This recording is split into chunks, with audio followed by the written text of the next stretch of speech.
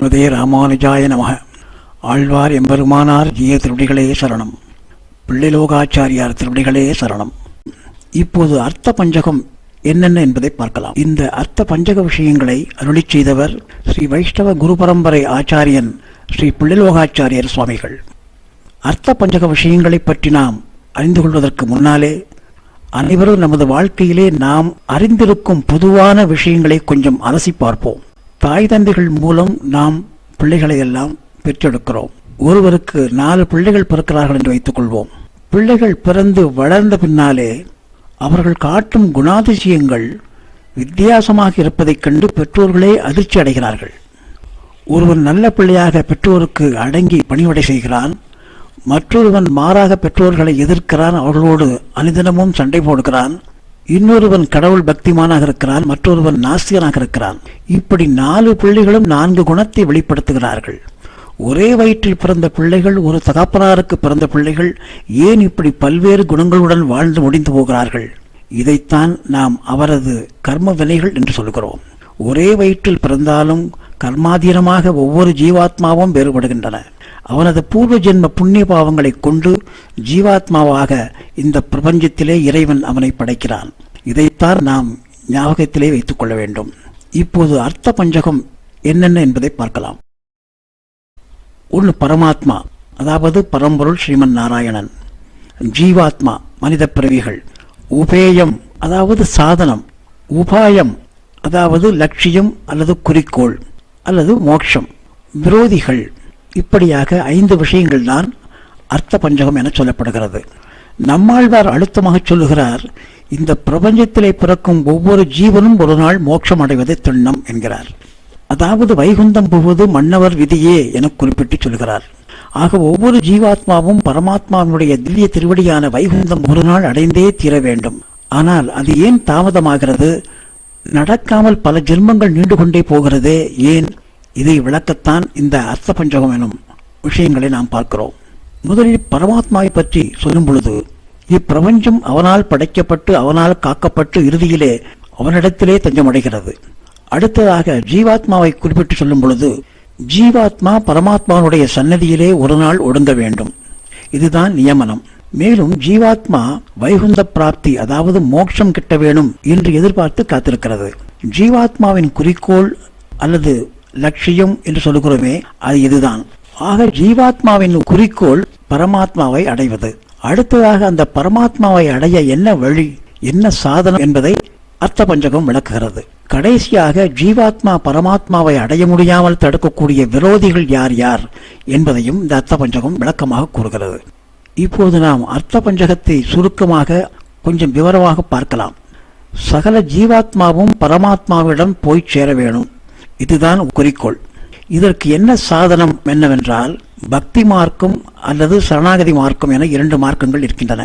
இதிலே எது எளிமையானது என்று பார்த்தால் சரணாகதி மார்க்கம் அல்லது பிரபத்தி என்று சொல்லக்கூடிய சரணாகதி. இந்த வழி எளிமையானது என பகவானே கீதையிலே குறிப்பிட்டு சொல்லுகிறார்.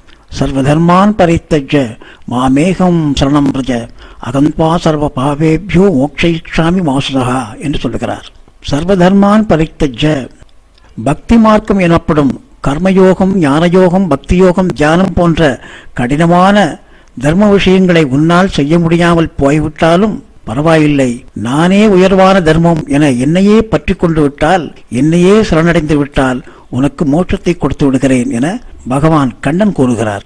தேவப்பெருமாளும் பகவத் ராமானுஜர் விஷயமாக திருக்கட்சி நூலிடத்திலே கூறும் 6 வார்த்தைகளிலே மோட்சமடைய பிரபத்தியே சிறந்தது, அதாவது உபாயேஷு பிரபத்தி சியாது என கூறுகிறார். துவயமந்திரமும் ஸ்ரீமன் நாராயண சரணவும் சரணம் பிரபத்தியே என கூறுகிறது. நம்மாழ்வாரும் புகழொன்றில்லா அடியேன் உன் அடிக்கீழ் அமர்ந்து புகுந்தேனே, அதாவது உன்னை சரணடைந்தேன், என்னால் சரணடைவதை விட வேறு எதையும் செய்ய முடியாது என பகவானிடத்திலே சரணாகதி பண்ணுகிறார் நம்மாழ்வார். சரி, ஒருவன் பகவானிடத்திலே சரணடைந்து மோட்ச பிராப்தியை வேண்டுகிறான், வேண்டி முயற்சி செய்கிறான். அது அவனுக்கு உடனே நடந்து விடுகிறதா? அதுதான் கிடையாது. சரி, நாள் குறித்து ஒருவன் கோவிலுக்கு போய் வரலாம் என நினைத்தால் கூட அது தடையாகிறது, போக முடியாமல் போய்விடுகிறது. ஏதோ ஒரு தடங்கள் வந்து கொண்டே இருக்கிறது. இதையெல்லாம் நாம் நமது வாழ்க்கையிலேயே அன்றாடம் பார்த்து அனுபவிக்கிறோம்.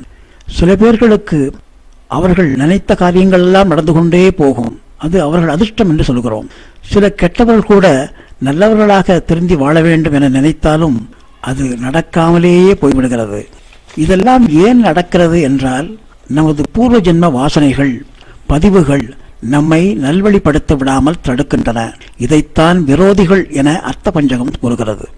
நாம் சாதாரணமாக கூறும் விஷயம், ஒருவனை பார்த்து அவன் சுவாவம் இப்படித்தான், அவன் இப்படித்தான் இருப்பான், இப்படித்தான் நடப்பான் என்று சொல்லுகிறோமே, அதுதான் அவனது பூர்வ ஜென்ம பதிவு வாசனைகள் அவனை அப்படி நடக்க வைக்கிறது.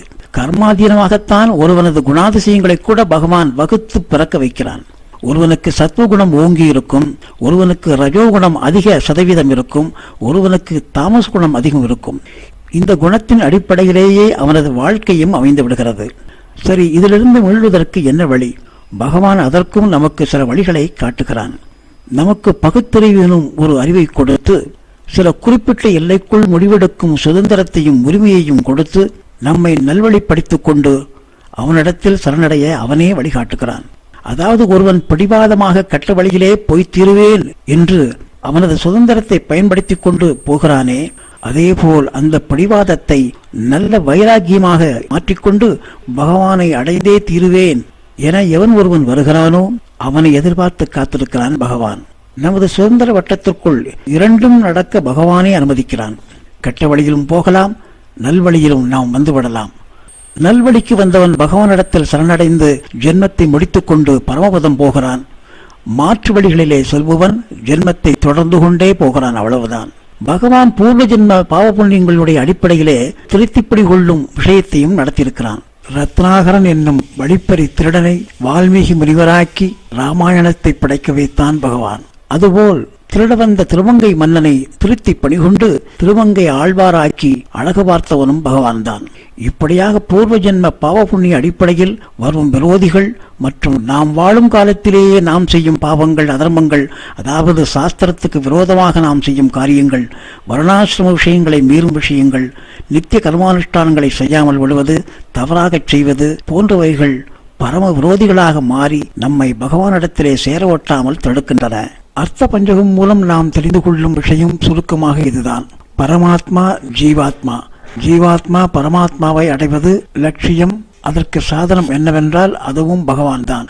ஆக உபேயமும் உபாயமும் இரண்டுமே பகவான் தான். ஆனால் பகவானோடு சேர ஒட்டாமல் நம்மை தடுப்பது முற்கால மற்றும் தற்கால விரோதிகள். இந்த விரோதிகளை வைராக்கியம் எனும் ஆயுதத்தால் களைந்து நாம் பகவானை அடைய வேண்டும். அதற்கு பகவான் நமக்கு பகுத்தறிவை கொடுத்து அதை எதிர்பார்க்கிறான். மேலும் நமக்கு ஒரு சகாயம் பண்ணியிருக்கிறான்.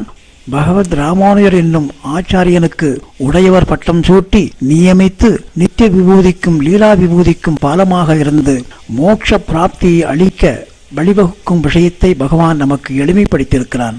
ஆக உய்ய ஒரே வழி உடையவர் திருவடி என அவரை பற்றி கொண்டு இம்மையில் நன்கு வாழ்ந்து பின் திருநாடு அலங்கரிப்போம் என பிரார்த்தித்துக் கொண்டு ஆழ்வார் எம்பெருமானார் ஜீய திருவடிகளே சரணமனச் சொல்லி அமைகிறேன்.